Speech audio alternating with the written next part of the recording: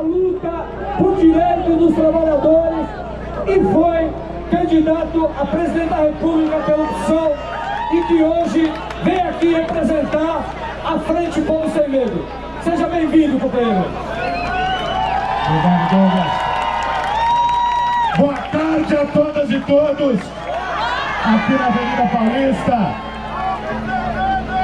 Olha, gente, chegando aqui hoje, eu me lembrei que há exatos 1 ano atrás nós estávamos no Sindicato dos Metalúrgicos do ABC em São Bernardo do Campo.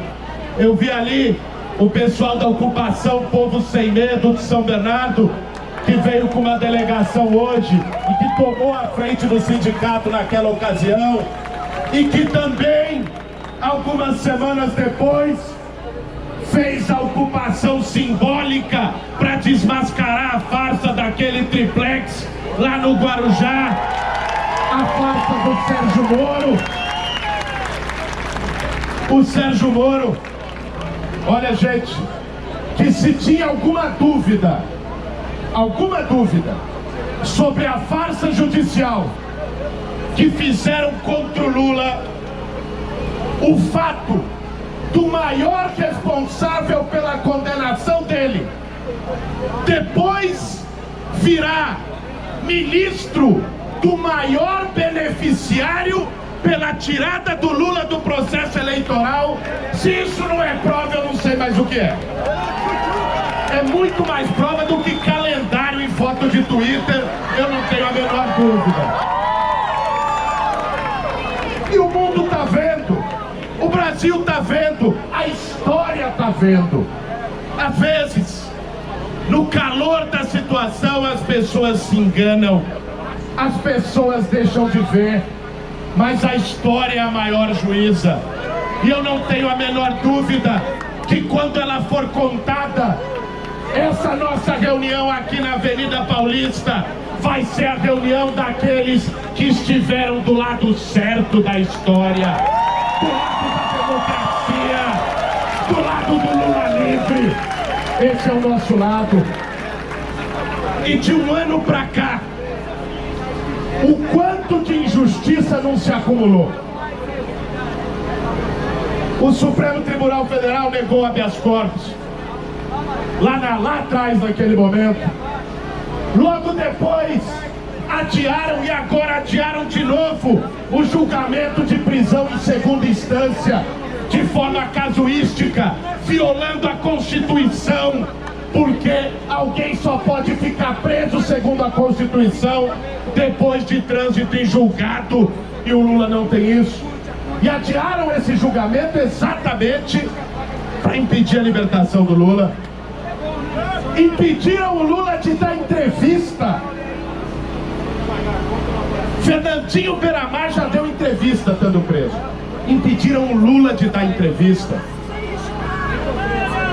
Casaram a sua candidatura.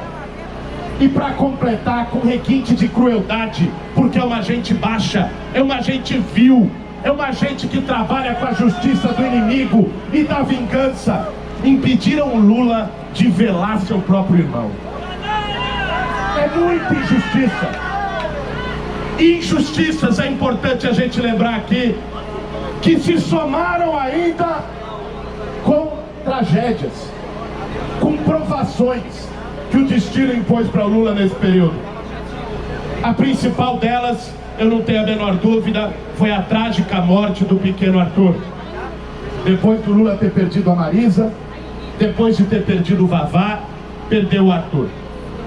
Eu estava relatando hoje que no dia da morte do Arthur, Douglas, eu me lembrei de uma conversa que eu tive com o Lula algum tempo antes da prisão dele, onde ele dizia: Guilherme, fique mais perto das suas filhas, porque uma das coisas que eu carrego comigo de mais triste é não ter podido ver meus filhos crescerem. E depois ele disse: agora eu quero ver meus netos crescerem. E essa turma que deixou ele preso injustamente impediu ele de viver os últimos momentos de um neto, de uma criança que ele tinha no coração. Mas apesar de todas as injustiças, apesar de todas as provações do destino, o Lula se manteve firme, altivo, corajoso, não se rendeu, não se rebaixou, não fez os acordos que eles queriam e não baixou a sua voz. Que isso seja uma importante inspiração para que num momento como esse a gente mantenha erguida a bandeira pela democracia nesse país, a bandeira pela democracia e pelos direitos sociais. Porque quero terminar aqui dizendo o seguinte: a luta pela liberdade do Lula não é a luta de um partido, não é a luta de um único movimento social. A luta pela liberdade do Lula é a luta daqueles que defendem a democracia brasileira e que não admitem presos políticos desse país. É essa luta que nós viemos trazer hoje. É essa luta que nós vamos continuar nesse país. Juntando ela com as outras pautas democráticas, com justiça por Marielle, porque nós queremos saber quem mandou matar Marielle Franco, com a luta contra a criminalização dos movimentos sociais e com a luta por direitos contra essa reforma da Previdência criminosa, covarde, que ataca os mais pobres e só quer dar dinheiro para os bancos. Nós precisamos fortalecer uma ampla frente progressista e democrática que vai levar essas bandeiras, que vai fortalecer essas bandeiras.